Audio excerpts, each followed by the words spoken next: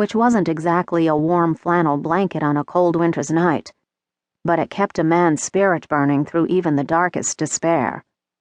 By all rights, Boris, good old cold and calculating Boris, who never hesitated to shoot when they'd faced enemy troops, should have ended Jean's life back on that impromptu battleground.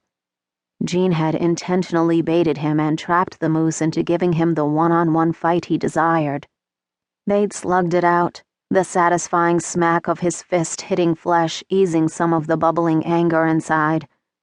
"At last, I will avenge myself on one of my brothers who left me to die in that cesspool overseas."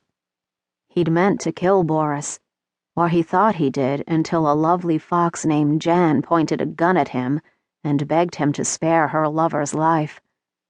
On the verge of winning, he hesitated and didn't deliver the killing blow. What the fuck? Where inside his abused body did that shred of decency and morality come from?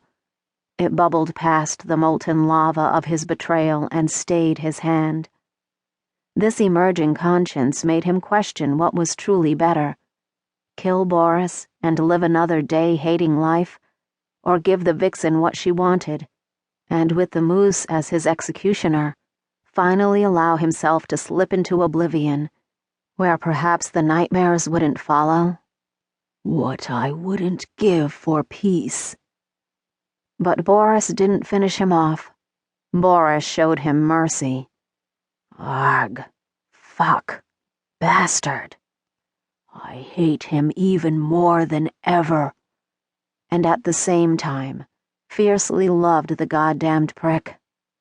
Love, hate, the emotions chased him from Kodiak Point, chased him miles and miles and miles, until he took refuge in a shack he'd long ago claimed as his own. He couldn't term it a home, but it kept the harsh elements off his clothing, bedroll, and the food he kept stashed here, most of it stolen.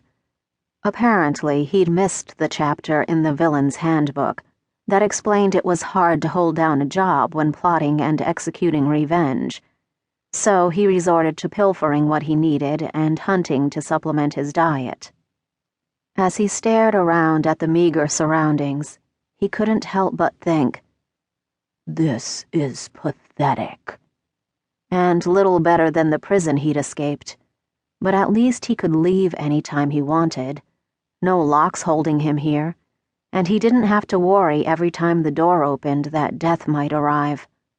However, this little shack, hidden amidst the ice and snow of the Arctic Circle, wasn't exactly a safe haven.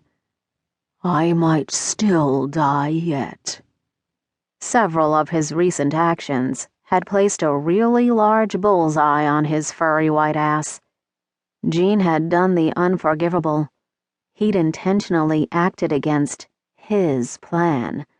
It wasn't enough that Jean had walked out without a word of where he was going, no longer interested in the plot to overthrow Reed and take over the clan at Kodiak Point. Jean had actively fought against his army. That would not go over well at all if the one who'd dragged him from the desert ever found out. And he would. He always did. Jean feared few people. He could count them on one hand. The devil, when he came to collect his due, his mother, who would have skinned him alive for what he'd done, and him. If the devil was the world's scariest demon, then he was his brother, an enemy like no other. Jean doubted his former army buddies had ever encountered anyone with a core of evil so great, so encompassing, that it was a wonder the very foliage didn't wilt under his feet.